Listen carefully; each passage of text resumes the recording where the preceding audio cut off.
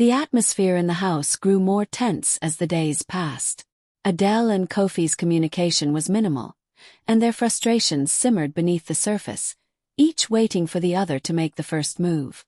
Adele's work continued to pile up, and when she returned home, she was too exhausted to care for the house or for Kofi. Her once loving marriage was now a series of silent dinners and long, lonely nights. One evening, after yet another heated exchange over something trivial, Kofi couldn't take it anymore. "Adele, we need to talk," he said firmly, his patience running thin. Adele, who had been retreating more and more into her own world, sighed deeply. She knew this conversation was coming. "I'm not in the mood for another argument, Kofi," she muttered, tired of repeating the same old patterns. "I'm not arguing. I'm trying to talk," Kofi said, his voice softening. "I've been feeling lost in this marriage, Adele. You've been so distant, and it feels like you're not even trying to connect with me anymore." Adele stared at him, a sharp pain in her chest. She didn't want to admit it, but it was true. She had become consumed by her job, and in the process, she had neglected the most important part of her life: her relationship with Kofi. "I don't know what to do, Kofi," she said, her voice trembling slightly. "I'm trying to keep everything together, but it feels like I'm falling apart. I don't know how to balance everything. I'm exhausted, and I feel like I'm failing at everything." Kofi walked over to her and took her hand gently. "You're not failing, Adele. But you can't do this alone. We're supposed to be a team, remember? We have to work together." Adele looked up at him, her eyes filled with tears. "I'm sorry. I didn't mean to push you away. I've just been so caught up in everything. I forgot what really matters." Kofi pulled her into a hug, and for the first time in what felt like forever, they held each other, allowing the walls between them to come down. It was a moment of quiet reconciliation, a fleeting reminder of the love they had once shared. Meanwhile, Amina was struggling with her own demons. As the days went on, her workload increased, and so did her worries about her daughter. She had hoped that things would improve, but instead, she found herself breaking down more often.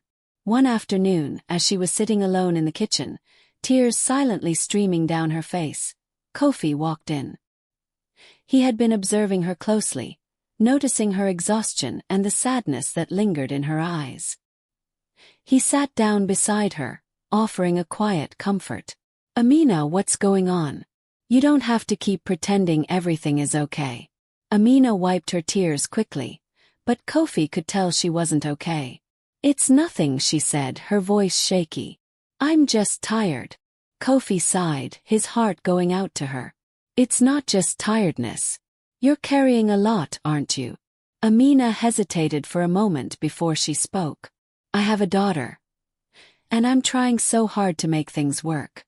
But every day I feel like I'm losing her. I'm stuck in a cycle and I don't know how to break free. I just keep working and working, but nothing ever changes." Kofi looked at her, empathy flooding his heart. He understood the weight of responsibility. "You're doing your best, Amina.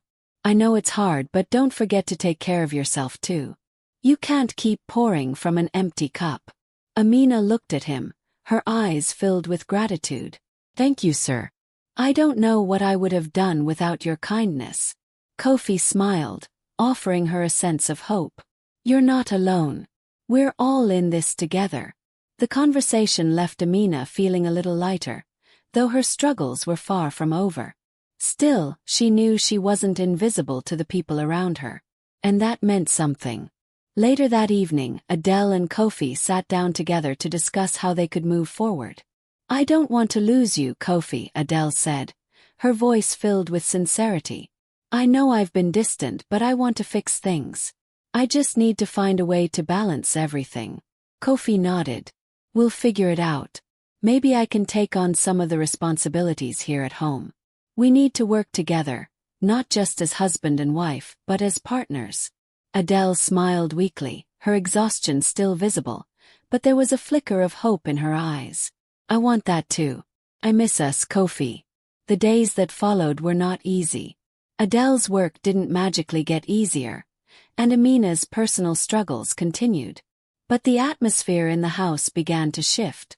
Kofi and Adele started communicating more openly, discussing their needs and frustrations instead of letting them fester. Adele made a conscious effort to prioritize their relationship, even if it meant making difficult choices about work and personal time. Amina, too, found moments of peace. She reached out to her family, making arrangements to spend more time with her daughter. With Kofi's support, she felt a renewed sense of hope, realizing that she didn't have to carry everything on her own. The tension that had once filled the house slowly began to fade, replaced by a sense of understanding and mutual respect. Adele and Kofi learned that love wasn't just about being together in the good times, it was about working through the hard times together. And as the days turned into weeks, they started to rebuild what they had almost lost. One step at a time,